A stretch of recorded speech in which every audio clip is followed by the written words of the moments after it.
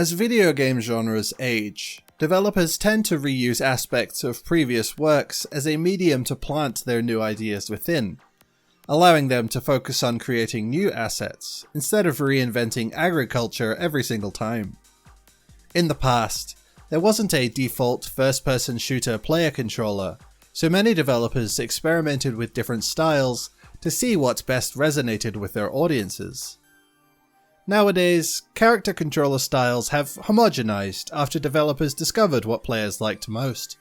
This has caused many games to function fairly similarly, but it also leaves re-examination of older attempts in an interesting place. We can expect the roughest examples to originate from a new gaming technology's introduction. I mean, have you seen movement systems in VR games? Some genres lend themselves to being played with simple controls on a limited controller, but others often struggle to keep things simple. Fighting games, for example, are notorious for requiring complex inputs and precise timing, putting a lot of pressure on the game's controls. These games are immensely popular, and are often one of the few video game genres that allow those involved in their development to earn continuous revenue, from purchases of the next installments, re-releases, downloadable content, and official partnership for competitive events. Excessive input delay or awkwardness in execution could spell disaster for any game hoping to establish a competitive scene, risking potentially millions of dollars over a single mistake.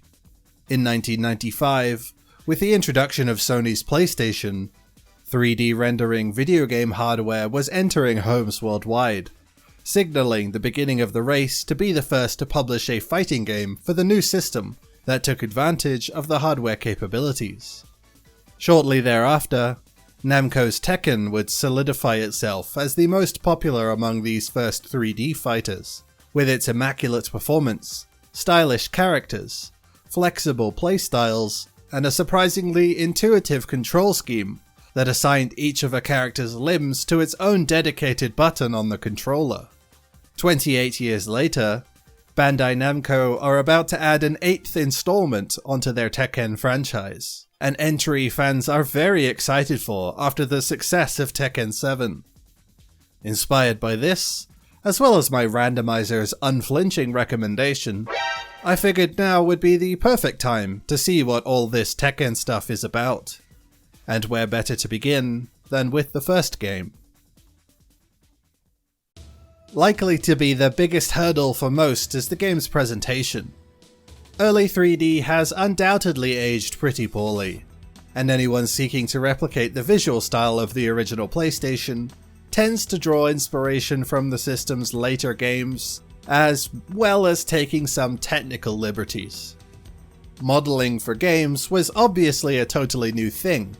Rendering would have to happen in real time, forcing the models and animations to adhere to stricter optimization practices than necessary for 3D animation for film. Since the speed of fighting games during the early 90s was picking up drastically, Namco knew that Tekken would have to run well in order to seriously compete.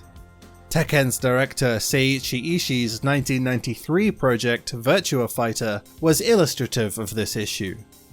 On the Saturn, Virtua Fighter cannot maintain a steady frame rate, a flaw that Ishii wouldn't permit within Tekken.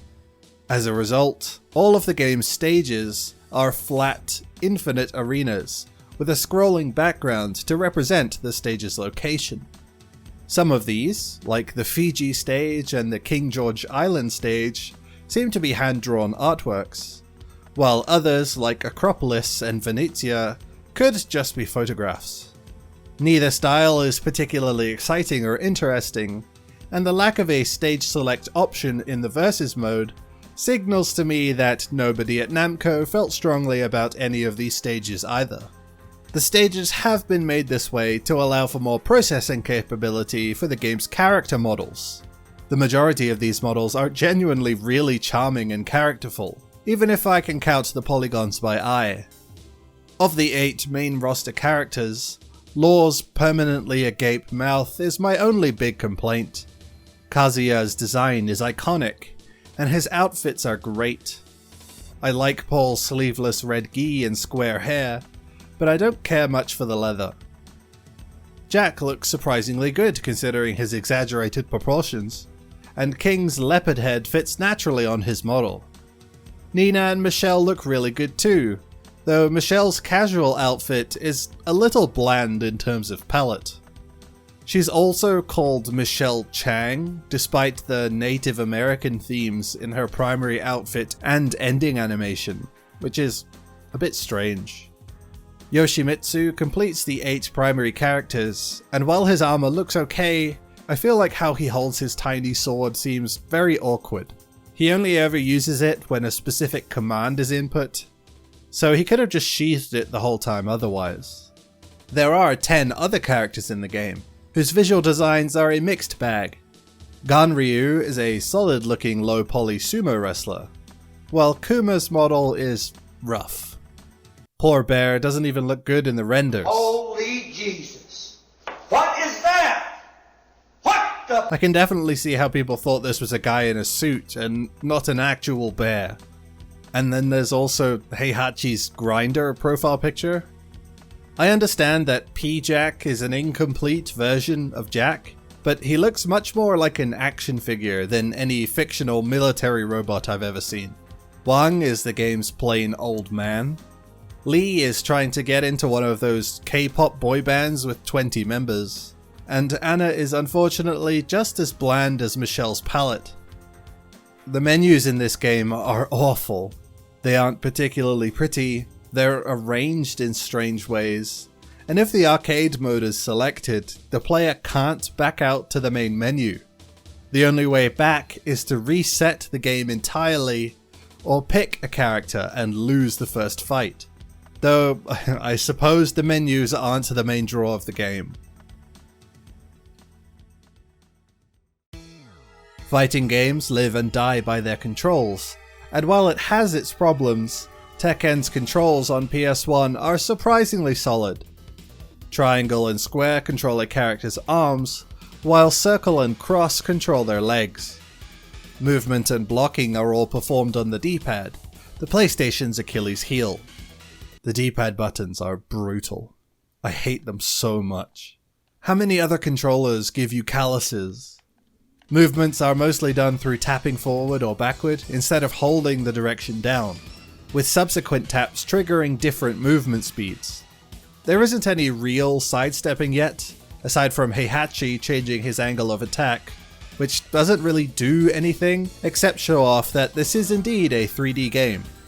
As for the controls for the fighting, players hold back to block, and can either block high or low.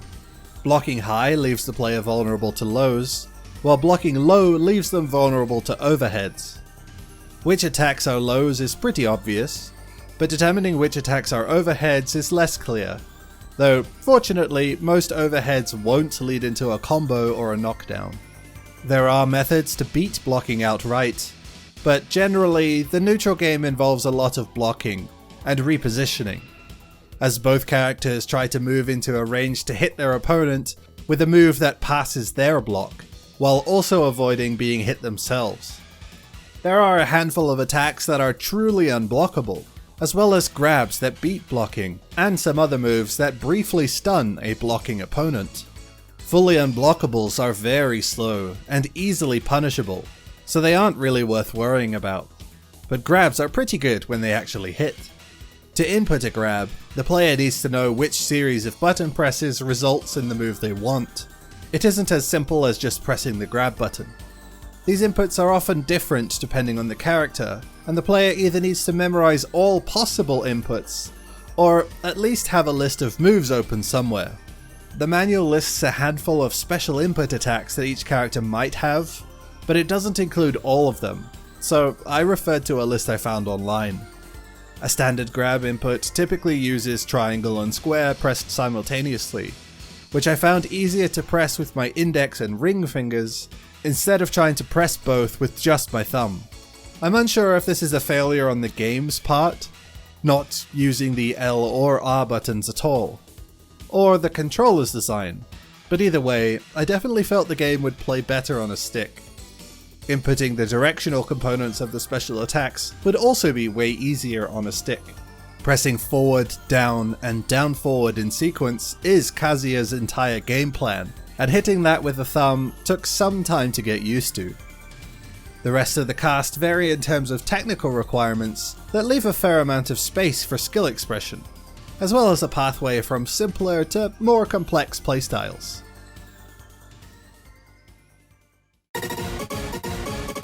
Tekken launched with an initial roster of 8 playable characters, but when it was ported to the PlayStation, players were able to access an additional 10 unlockable characters. Those extra characters are all derivatives of the main cast, and are usually unlocked by clearing the arcade mode, though there are 2 that differ somewhat. Most discussions of fighting game characters often use colloquial language to describe particular character archetypes, though Tekken kind of shirks the normal labels by the nature of the game's mechanics. There isn't a Ryu-style Shoto character, since there isn't a single projectile in the game. Instead, Kazuya functions more as a 50-50 style character, given that his strongest combo starting tools both require the same input to initiate, and only differ when choosing either punch or kick.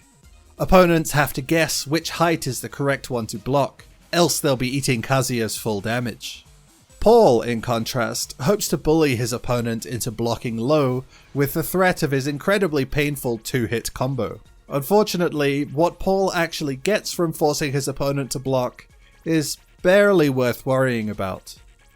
He can grab, or commit to an extremely risky jump kick, to try get comparable damage to the sweep punch combo, or he can swing with single attacks. Michelle and Law unfortunately feel very similar to each other. Both characters have long one-button sequences that deal a hefty chunk on hit, and cause a knockdown. They also both lack a means to stun a blocking opponent, and Law even has trouble hitting most characters after knocking them down. I don't really understand Nina's game plan, but I did finish her arcade mode on the default difficulty relatively quickly. The CPU likes to grab a lot as Nina, but I wouldn't call her a grappler by any stretch. Even King, who is arguably the closest thing to a grappler in the game, isn't really a grappler.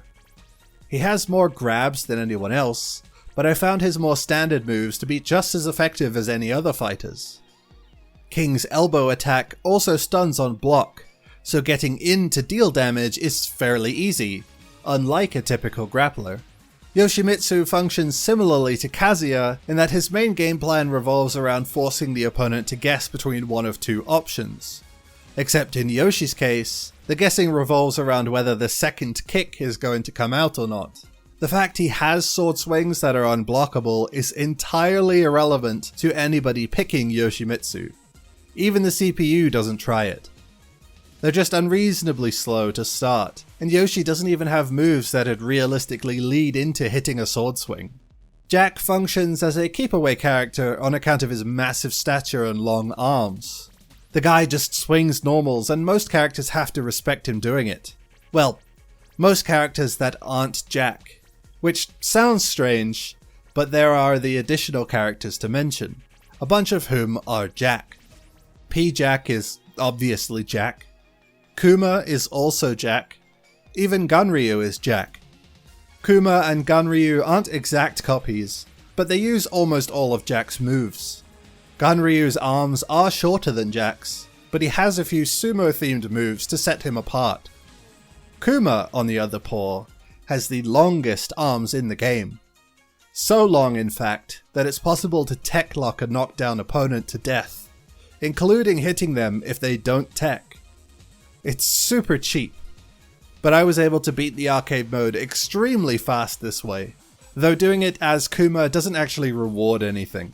The only way to unlock Heihachi as a playable character is to defeat the arcade mode in under 5 minutes as one of the original 8 characters.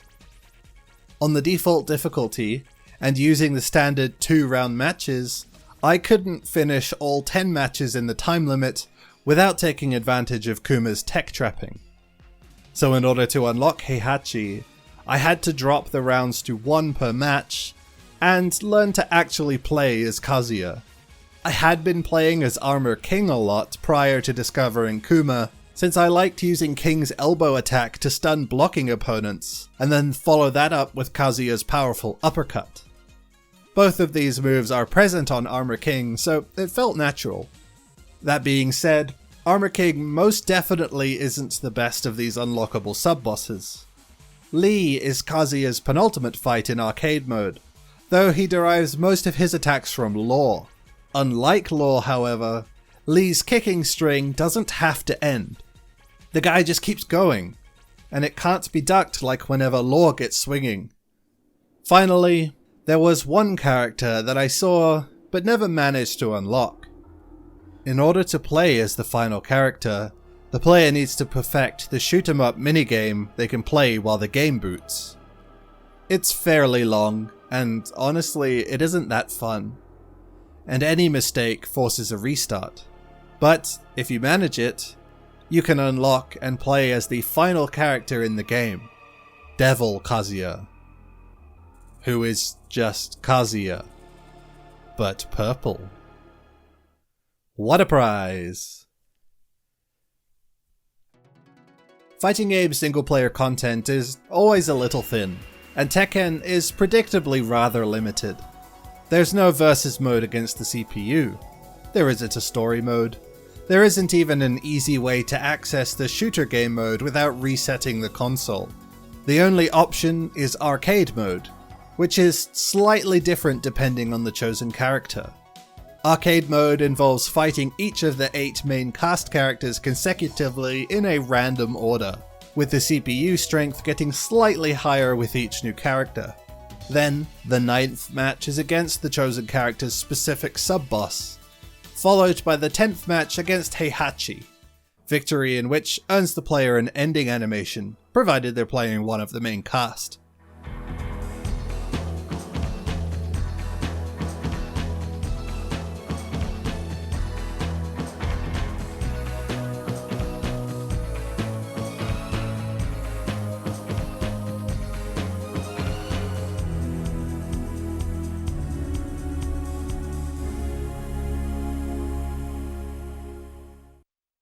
Arcade mode as a sub-boss will make their penultimate fight their main cast counterpart.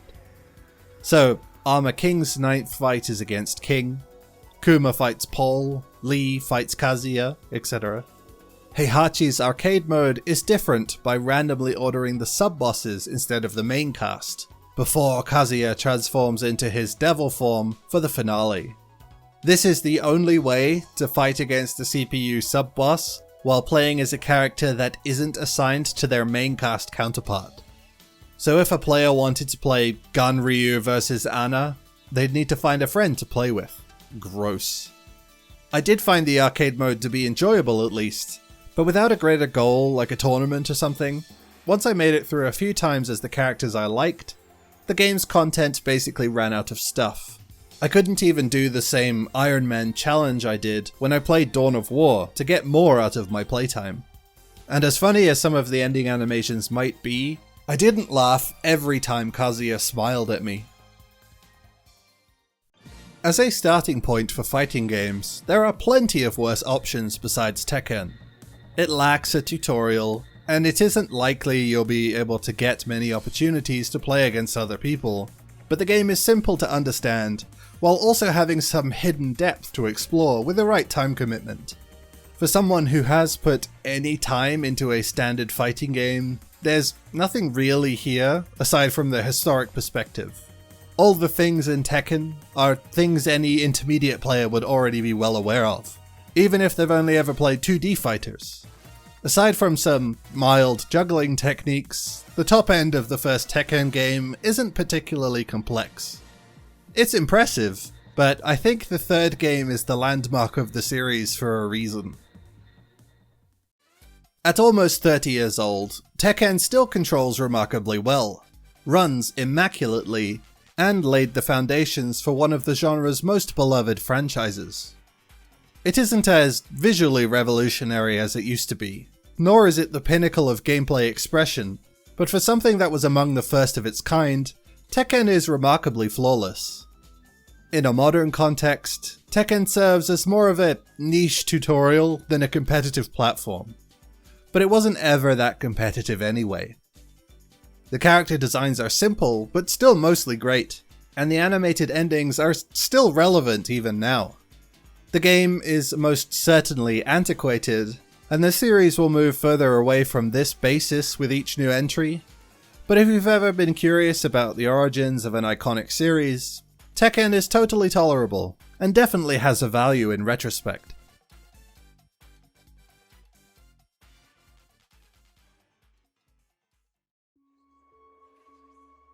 Next up, the first multiplayer game I featured on this channel,